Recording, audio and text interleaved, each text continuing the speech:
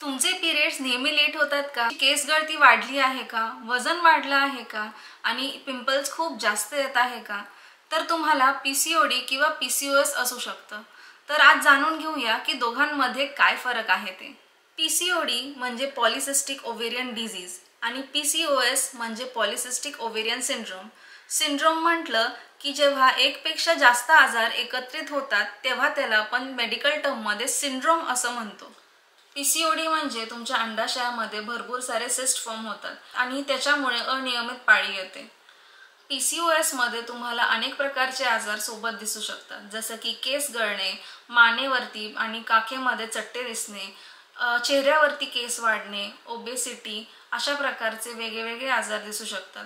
याशिवाय insulin resistance आणि infertility सारखे इश्यूज पण पीसीओएस मध्ये जास्त प्रकर्षाने दिसतात. ह्या दोन्ही आजारांवरती एकच उपाय आहे, ते म्हणजे तणावरहित जीवन जगणं, योग्य आहार घेणं आणि नियमित व्यायाम करणं. पण हॉर्मोनल इम्बॅलन्स कंट्रोलमध्ये कसा ठेवायचा आणि पिरियड नियमित कशी करायचे, तर हे जाणून घ्या पुढच्या व्हिडिओमध्ये.